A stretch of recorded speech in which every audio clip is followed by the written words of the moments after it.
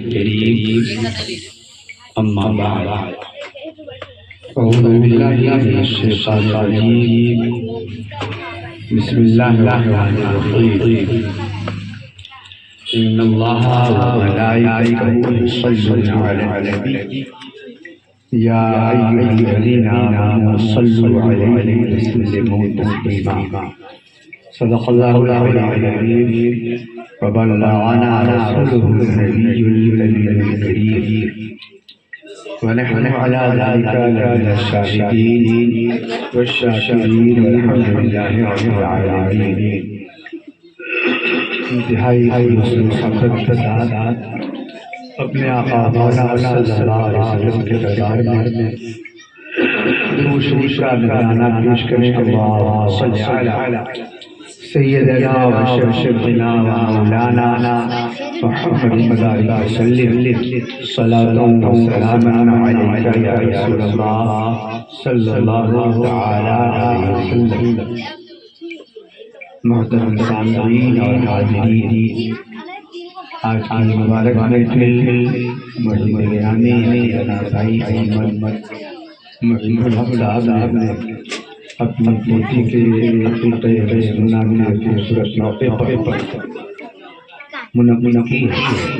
دعا کریں کہ اللہ تعالیٰ اس کو قبول فرمائے، اس عقیقہ کو قبول فرمائے اور دونوں جہان کی برکتوں اور سعادتوں سے سید والدین سید شہداء تمام حاضرین سامعین کو مالا مال فرمائے. آمین بجاہ سید المرسلین. عزیز گرامی مولانا حافظ محمد ممتاز جاوید صاحب نے محفل کا آغاز فرمایا اور پھر عقیقہ کے حوالے سے مختصر حفیظ اور کام اور ضرورت انہوں نے آج کے کانوں تک پہنچائی. اس کے بعد عزیز گرامی شاہ اسلام جناب شاہد صاحب کی خوبصورت ناخوانی کہ آپ نے کتابی پیش کیا. چند لمحوں کے لیے بھی آپ کے درمیان حاضر ہوا. مکمل حضرت علامہ محمد ابو نصر صاحب مصباحی ناظم اعلیٰ مدرسہ صلاح حسین صاحب سماعت کریں گے. چند باتیں میں آپ کروں.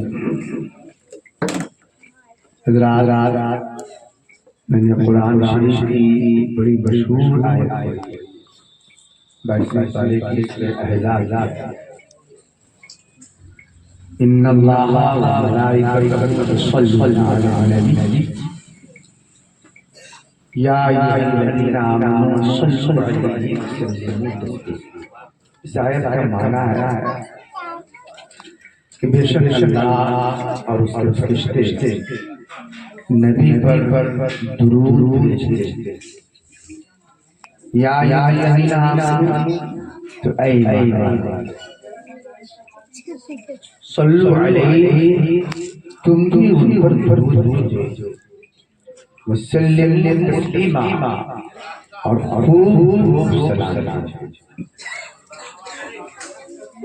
یہاں درود و سلام بھیجنے اور پڑھنے کا جو حکم دیا وہ اہل ایمان کو دیا.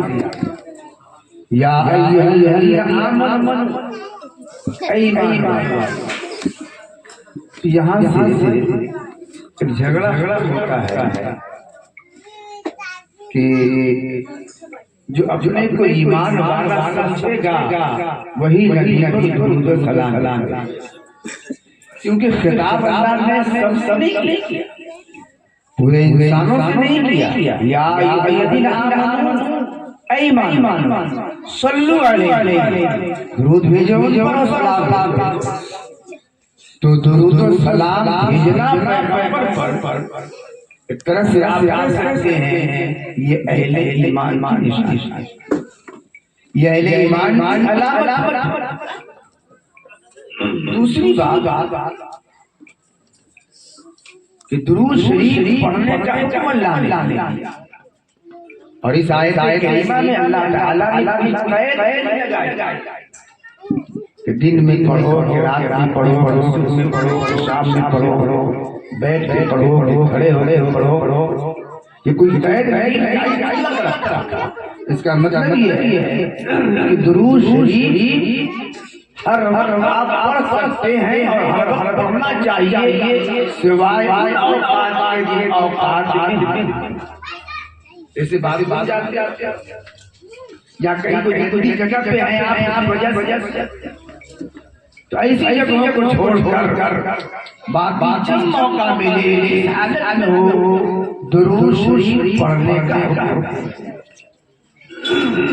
تیسری بات ہے ایک ایسا عمل ہے جو اللہ کرتا ہے، فرشتے بھی کرتے ہیں، دوسرے اعمال فرشتے تو کرتے ہیں، انسان کرتے ہیں، ایمان تو کرتے ہیں، پر اللہ جیسے نماز، روزہ، حج و زکات، دیگر فرائض یہ اللہ تعالیٰ کرتے ہیں، فرشتے بھی کرتے ہیں، تسبیح کرتے ہیں، لیکن درود شریف ایسا عمل ہے جو اللہ بھی کرتا ہے اور نصیحت کرتا ہے، کرنے کا ہی دیتا ہے۔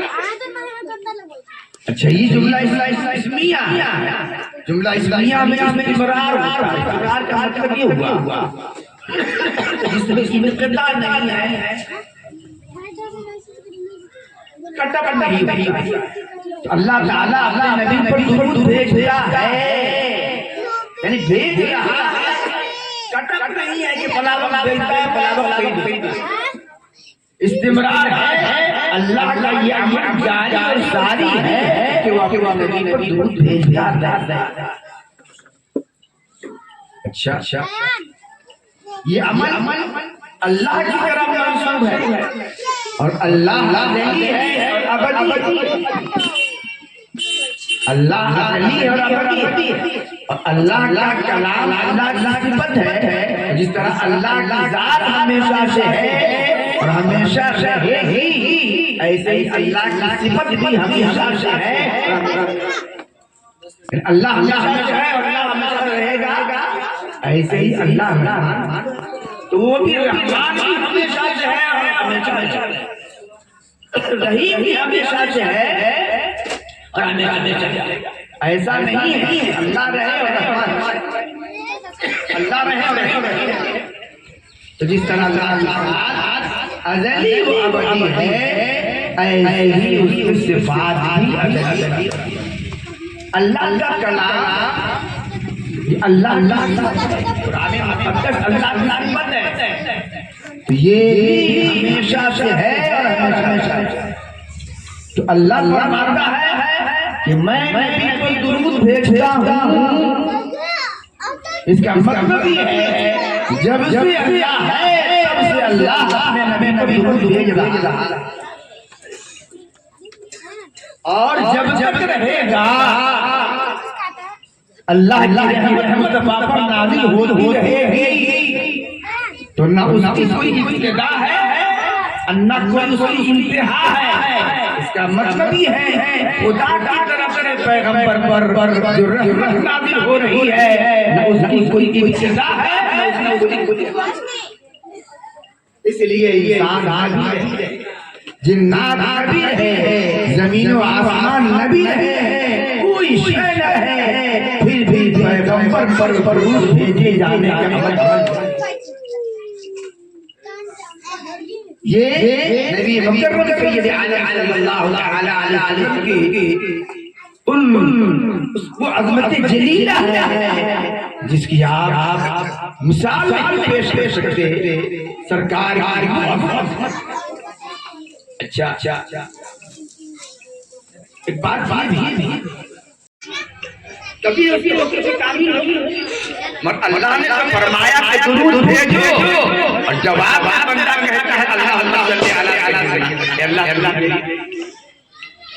بندہ کو کہنا چاہیے اللہ کہ اللہ تو نے نبی پر درود بھیجنے کا حکم دیا تو میں تیرے نبی پر درود بھیجتا ہوں، مگر یہ نہیں کہتا کیا ہے اللہم صلی علی سیدنا محمد، اے اللہ تو ہی اپنے نبی پر میری طرف سے درود بھیج۔ حکم تھا بھیجو، بندہ کو کہنا چاہیے بھیجتا ہوں، اور بندہ یہ نہ کہہ کر کہتا ہے مولا تو درود بھیجنے اور پڑھنے میں بندے نے اللہ کی طرف منسوخ کر دیا کہ مولا میری طرف تو ہی اپنے نبی پر درود بھیجے۔ اب جب بندے نے درود بھیجنے کو اللہ کی طرف منسوخ کر دیا، رد کون کرے؟ رد کرنا اور قبول کرنا بھی اللہ کا کام ہے، میں نے طرف بھیج دیا تو رد کون کرے گا؟ اسی لیے جب بھی بندہ درود شریف پڑھتا ہے پیغمبر پر، اللہ درود شریف کو ضرور، اسی لیے بزرگوں نے فرمایا، علماء نے فرمایا کہ جب دعا کرو تو دعا سے پہلے درود شریف پڑھو اور دعا کے بعد درود شریف پڑھو، کیونکہ درود ہے قبول، دو قبول کے بیچ میں اپنی جو ضرورت اللہ کے دربار میں رکھوگے اللہ ضرورت کو بھی قبول فرمانے گا، کیونکہ اس کے شان انہیں کے خلاف ہے، اول کو قبول کر لے اور آخر کو قبول کر لے اور بیچ کو رکھو۔ آخری بات حضرت درود پیغمبر سے تعلق پیدا کرنے کا ایک شرعی ذریعہ،